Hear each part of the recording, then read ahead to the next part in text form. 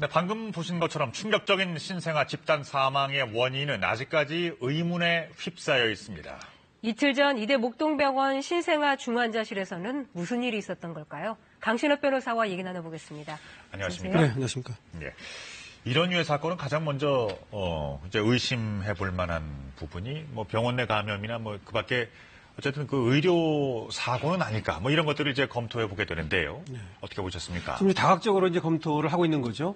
하나는 이제 질병관리본부에서 나온 지금 세균 감염 가능성이 지금 대두되고 있는 건데요.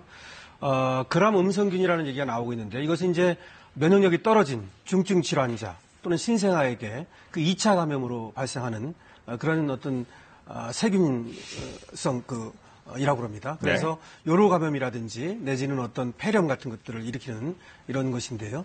그래서 이런 4명 중에 3명이 이런 어떤 그람 음성균에 감염된 것이 아니냐 이런 어떤 추정이 나오고 있는 거죠. 네. 아직 확정된 건 아니고요. 그게 뭡니까? 그람 음성균이라는 가지고 네. 그람 음성균이 있고 그람 양성균이 있답니다. 이것이 그람이라는 말이 나오는 이유는 그람 염색법이라 해가지고 이 염색을 했을 때 이 세포벽 때문에 그렇게 나타나는데요. 그래서 적색으로 나타나는 것이 그람 음성균이고 보라색으로 나타나는 것이 그람 양성균이라고 합니다. 네. 근데 이제 그람 음성균에는 살모넬라균, 이질균 이런 것들이 이제 거기에 포함이 되고 아까 말씀드린 것처럼 그러한 균들은 중증 질환자나 신생아에게 2차 감염을 일으키는 그리고 이제 병원이라든지 이런 데에서 사람이 많이 다니는 네. 또 방문객이 많고 환자들이 있고 이런 데에서는 사실 이런 어떤 균들이 많이 검출이 된답니다. 네.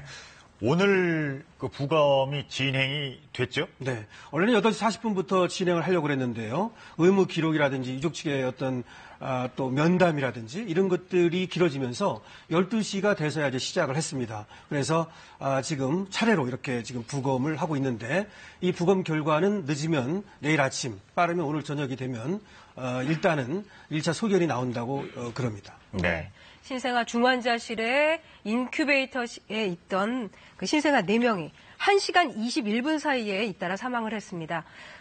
이날 이대 목동병원에서는 어떤 일이 있었는지 한번 돌아가 보겠습니다. 화면 보시겠습니다. 이대 목동병원 신생아 중환자실에 있던 신생아 1명이 갑자기 심정지를 일으킨 것은 지난 토요일 오후 5시 44분쯤입니다. 이어서 오후 7시 23분과 9시 8분에 3명의 다른 신생아가 연달아 심장이 정지됐습니다. 병원 측은 이들 4명을 상대로 6차례 심폐소생술을 실시했지만 모두 숨졌습니다. 결국 1시간 21분 동안 4명의 신생아가 16명 중에 가장 중환 환자들이 있는 구역에 있던 아이들이었습니다. 숨진 4명은 같은 구역의 인큐베이터에서 9일에서 한 달여 동안 입원 치료를 받고 있었다고 병원 측은 밝혔습니다. 잇따른 신생아 사망에 이대 목동병원 측은 사과문을 발표했습니다. 다시 한번 유가족 병원 입원 환자 여러분, 보호자분들께 머리 숙여 깊이 사과드립니다. 유가족들은 원인 분석을 경찰에 요청했습니다. 그런 증상이 왜 생겼느냐에 대한 부분이 있어야 핵심이니까. 이대 목동병원 측은 신생아 중환자실에 있던 나머지 12명의 미숙아는 다른 병원으로 옮겼거나 퇴원했다고 밝혔습니다. 이런 일은 처음인 거죠? 글쎄 이제 의학계에서도 굉장히 이례적인 일이다. 그리고 굉장히 놀라고 있고요. 국민들도 지금 굉장히 가슴을 쓸어내리고 있는데요. 더군다나 우리나라에서는 2008년부터 말이죠. 신생아 집중치료센터라 그래가지고 그런 사업을 해왔거든요. 이대 목동병원도 그 중에 하나입니다. 네. 그래서 사실은 신생아 사망률을 대폭적으로 낮춰왔어요. 그랬는데 이번에 이와 같이 큰 사고가 이제 벌어진 것인데요. 아마 세계적으로도 이런 예는 별로 없는 것 같아서 그 이유가 이제 여러 가지입니다. 아까 이제 세균 감염성은 그 중에 하나고요. 혹시 이제 그것이 또 인큐베이터라든지 이런 기기 오작동 내지는 뭐 의료 과실 이런 것도 이제 또 가능성이 있는 것이고요. 그래서 한쪽으로는 이제 서울 경찰청에서 수사를 하고 있는 거고 또 이제 국가에서 부검을 하고 있는 거고요. 네. 또 아까 얘기한 것처럼 이제 세균 이것들을 이제 검출해서 어떤 것인지 밝히고 있는 거고 이렇죠. 네. 사건이 발생했을 당시에 그 아이들의 건강 상태가 어떤 편이었나요?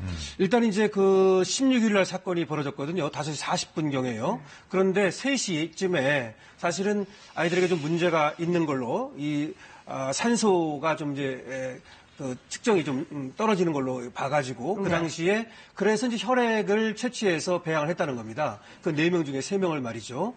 그래서 그렇게 이제 있었고요. 물론 이 아이들은 지금 미숙아입니다. 그래서 인큐베이터 안에 들어가 있는 것이고요. 그런데 이제 유족 측의 얘기에 의하면 아이들이 이제 배가 볼록했다, 뭐 이런 얘기도 하고 있고요. 네. 그래서 이제 어떤 것이 원인인지는 모르겠는데 아이들이 이제 인큐베이터 속에서 미숙아로 들어가 있었고, 그때까지는 별 문제는 없었던 거죠. 그런데 그날 이제 좀 문제가 있어 보여서 이제 그 혈액도 채취를 하고 그랬죠. 네. 자, 미숙아가 4명이 있었고요. 4명의 미숙아가 한 병원에서 치료를 받다가 1시간 20여 분 만에 모두 숨졌습니다. 처음 있는 일이고요. 그리고 이런 그 원인을 파악하는 그 과정에서 전문가들도 그 예측에 상당히 어려움을 겪고 있습니다. 크게 이제 그 경우의 수를 한번 따져볼까요? 몇 가지의 가능성들을 상정하고 있나요? 첫 번째는 이제 세균 감염 가능성이 지금 나오고 있는 것이죠. 예. 두 번째는 이제 의료 과실의 가능성입니다. 그 다음에 세 번째는 인큐베이터 내에 어떤 그 기기 오작동 뭐 가능성 이런 것들도 있는 것이고요. 네. 또 뭐 지금 세균이 아니라 하더라도 지금 배가 볼록했다 뭐 이런 것들로 봐서 다른 어떤 뭐 장에 어떤 문제가 생긴 것이 아닌가 이런 어떤 얘기도 있고요. 그래서 몇 가지 가능성이 있죠. 그래서 아까 말씀드린 대로 이 가능성을 염두에 두고 네. 서울지방경찰청 광역수사대에서 의료사고 전담팀이 수사에 들어갔고요. 그리고 또 지금 아시는 것처럼 이제 부검에 들어갔고요. 예. 그다음에 질병관리본부에서 이 세균 여부를 이제 또 조사하고 있는 거고요. 그렇게 여러 가지로 조사를 하고 있습니다. 자, 그 같은 그 신생아 중환자실에 있었던 아기 12명의 아기들은 다른 병원으로 모두 옮겨졌고요. 근데 그 중에 이제 한 명은 재입원을 그렇다고 했다고. 합니다. 예, 지금. 그러면, 감염 문제일까요? 아니면 나머지 12명 중에 이제 11명이겠죠. 11명은 이상 증세가 없다고 하는 얘기가 지금 나왔습니다. 예, 그날 이제 사고가 나고서 한 명은 이제 퇴원을 했고요. 16명이 있었거든요. 그 중에 이제 12명 중에서 한 명은 퇴원을 하고 11명이 다른 병원으로 이송을 했습니다. 네. 그 중에서 한 명이 재입원을 했다는 얘기입니다. 그래서 지금 그 11명에서는 이제 큰 문제는 없고 한 명만 재입원을 한 거죠. 근데 아까 얘기한 것처럼 이 가능성이 뭐 폐렴, 폐혈증, 그 다음에 쇼크, 괴사성 장염 이런 여러 가지 이제 가능성이 있는데 왜 그렇다 하면은 그 4명만 그런 일이 벌어졌는가라고 하는 것이죠. 근데 이 4명이 같은 구역 안에 있었다고 그러거든요. 이제 같은 구역 안에 있었다는 그것이 어떤 이제 문제를 일으킨 것인지 이거는 좀 앞으로 살펴봐야 되고 조사가 필요한 것 같습니다. 네. 지금 그 경찰에서 수사를 진행 중에 있다고 하셨는데요. 어떤 부분에 중점을 두고 있을까요? 물론 이제 수사를 하는 이유는 이제 사망을 했기 때문이죠. 그런데 거기에는 이제 의료 과실 여부를 조사해 보겠다는 것인데요. 의료 과실이라면 이제 업무상 과실을 말하거든요. 근데 이 과실은 여러 가지로 생각할 수 있는데 첫 번째는 약을 잘못 썼을 가능성이 있는 것이죠. 예, 그 다음에 예를 들어서 뭐 산소 농도라든가 인큐베이터를 관리하는 데 있어서의 필요한 어떤 그 조건이 있겠죠. 이런 것들을 잘못 관리했을 가능성도 있는 것이고요. 그 다음에 또 지금 뭐 의료 과실 얘기가 나오는데 의사나 간호사가 어떤 실수를 했을 가능성도 배제할 수 없겠죠. 그래서 만약에 그런 어떤 과실이 있다면 업무상 과실죄가 되고요. 예. 그것은 5년 이하의 징역이나 2천만 원 이하의 벌금에 취해질 수도 있습니다. 네.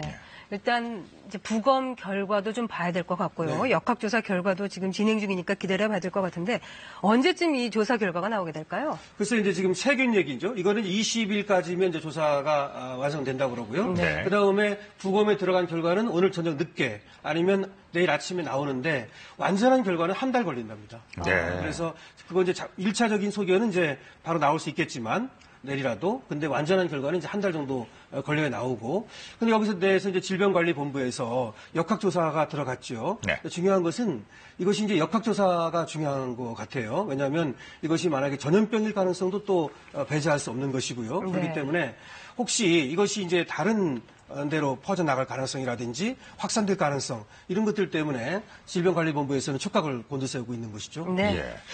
자, 지금 그 책임의 소재를 가리고 있는 도중입니다. 규명 과정 중인데 초기 대응이 사실상 문제가 좀 있었다는데 지적들이 많이 나오고 있습니다. 언론 브리핑 당시에 유족이 강하게 항의를 했습니다. 보시겠습니다. 지금 뭐 하시는 거예요, 이게? 앞으로 지금 계속 이게 몇 달이 될지 몇 년이 될지 모르겠지만 이대 목동병원의 우선순위는 언론사지 유가들이 아니겠네요.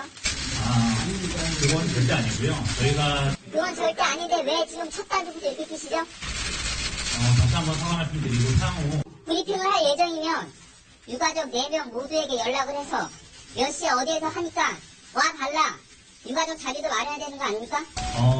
지금 이 자리는 언론 브리핑 자리였고 그러면 언론 브리핑 자료면 언론 브리핑 자리를 먼저 마련해야 돼요? 아니면 유가족을 대상으로 하는 브리핑을 먼저 마련해야 됩니까? 다시 한번 사과 말씀드립니다. 죄송합니다. 지금 병원 측에서는 사과 말씀만으로 끝날 일이라고 생각합니까? 향후 지속적인 조사 결과가 나오면 그에 상응하는 조치를 저희가 추가해서 하겠습니다. 다시 한번 사과 말씀드립니다. 추후로 한 번만 더 유가족을 우선순위에서 밀려서 이런 식으로 대응하시면 저희도 가만 안 있겠습니다. 유족 측에서 조목조목 그 항의하고 반박을 하고 있는데, 저절로 이제 고개가 끄덕여지는 내용들입니다. 초기 대응이 미숙한 것은 이건 많은 얘기 같아요. 네. 이제 초기 대응만 미숙했을 뿐만 아니라 지금 이제 언론 브리핑을 먼저 했다는 거 아니겠습니까? 네. 사실은 이제 유족들에게 먼저 그런 사고의 어떤 사실과 경위를 이제 보고를 해야죠. 그건 의료법상으로도 이제 그렇게 돼 있습니다, 사실은. 네. 네. 그런데 그런 것들을 이제 하지 않고 바로 이제 언론 브리핑을 했다는 것인데요. 병원 측에서는 법정 감염병은 아니기 때문에 그 보고를 하지 않았다 이런 얘기도 하고 있습니다만은 하여튼 지금 유족을 대하는 병원의 자세에 좀 문제가 있어 보이고 거기에 대해서 지금 유족 측이 굉장히 강하게 항의를 하고 있는데요. 차후에라도 유족을 먼저 우선시하는 이런 자세가 필요해 보입니다. 네. 그러니까 그것뿐만이 아니라 그 신생아의 사망 사실을 병원에서 안 하고 유족들이 했다는 것, 네. 그리고 보건소에는 경찰이 그 신고를 하기도 했다고 해요. 네. 그 얘기가 이제 법정 감염병이었으면 자기들이 신고를 했을 건데, 보건소에. 네. 그것이 아니기 때문에 신고를 안 했다 그 얘기거든요. 네. 근데 그거는 지금 사망사고가 발생했기 때문에, 그리고 또 집단적으로 발생했기 때문에 당연히 이제 보고를 해야 되는 것이죠. 네. 유족 측이 보고할 때까지 이제 만연히 좀 그렇게 대하다가 또 이제 언론을 이제 먼저 대해서 브리핑을 했다는 거는 사실은 이제 책임을 면피하려는 그런 의도가 상당히 많지 않나 이런 생각은 듭니다. 네. 네. 그런데 이대 목동병원이 문제가 되는 것은 사실 이번이 처음이 아닙니다. 화면 보시겠습니다. 이대 목동병원은 의료사고로 구설에 자주 올랐습니다. 지난 9월 5개월 된 영아에게 수액을 투여하던 중 벌레가 발견되는 사건이 있었습니다. 그런데 의료진은 무려 14시간 동안 발견하지 못했는데요. 조사 결과 수액 제조사 잘못인 것으로 확인이 됐지만 파장은 컸습니다. 지난해 7월에는 이번에 문제가 된 신생아 중환자실에서 근무하는 간호사가 결핵에 걸린 것으로 밝혀졌습니다. 아무렇지 않은 사람은 어디 있겠어요? 10일 만에 입원했고, 40일 만에 입원했고, 98일 만에 입원했고, 3번째. 걱정 많이 돼요. 당시 해당 간호사로 인해 영아 2명과 직원 5명이 잠복 결핵 감염 판정을 받았습니다. 2014년 7월에는 좌우가 바뀐 엑스레이 필름 영상을 토대로 570여 명의 환자를 진료하는 일도 있었습니다. 수술이나 시술이 필요한 환자가 아니었기 때문에 다 약물 처방이 이루어졌습니다. 수술되는 케이스는 한 건도 없었습니다. 이처럼 크고 작은 의료사고가 끊이질 않자 질타의 목소리가 쏟아지고 있습니다. 대형 병원으로서 이제 환자의 안전, 그리고 의료의 질을 담보할 만한 체계적인 관리 운영이 되고 있는지는 정부 당국이 총체적으로 한번 점검을 해볼 필요성이 있다. 이게 우연이라고 하기에는 너무나 많은 이런 과실이 쏟아지고 있네요. 네. 지금 이제 지금 나온 브리핑을 보더라도 네. 이대 목동병원은 여러 번에 걸쳐서 지금 거의 사고가 일어났다는 것이죠. 근데 이것은 어쨌든 관리 체계에 문제가 있다는 것을 말해주는 거고요. 또 더군다나 지금 유수의 대학병원 아닙니까? 네. 조그만 어떤 개인 병원도 아니고 이런 대학병원에서 이와 같이 큰 사고가 자꾸 벌어지면 국민들은 불안할 수밖에 없죠.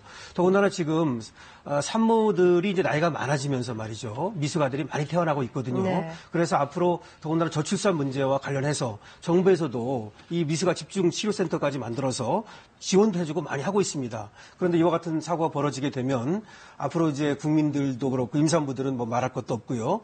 그래서 이번 기회에 이 사고 원인을 정확히 밝히는 게 중요합니다. 네. 먼저 시간이 걸리더라도 어떤 이유 때문에 이 사고가 벌어진 것인지 지금 세균 얘기가 나오지만 그것도 하나의 추정에 불과한 것이지 그렇죠. 아직 확정된 것은 아닙니다. 그렇죠. 그래서 그 원인을 밝히고 그러한 사고가 벌어지지 않도록 이대 목동병원뿐만 아니라 우리나라 전체 병원 말이죠. 여기를 전수조사를 한다든지 내지는 집중적인 어떤 점검을 해야 될 겁니다. 그래서 예. 앞으로는 이와 같은 사고가 벌어지지 않도록 하는 거 그것이 이제 우리가 이제 해야 될 일이라 보겠습니다. 네. 그 이대 목동병원에서 그 신생아 중환자실은 지금 통제 상황이고요. 지금 그 청와대 그 청원 홈페이지를 보면요. 네. 아예 병원을 폐쇄해달라는 청원도 꽤 올라오고 있다고 해요. 이제 이 사안의 본질을 좀 더 냉정하게 들여다볼 필요가 있을 것 같고요.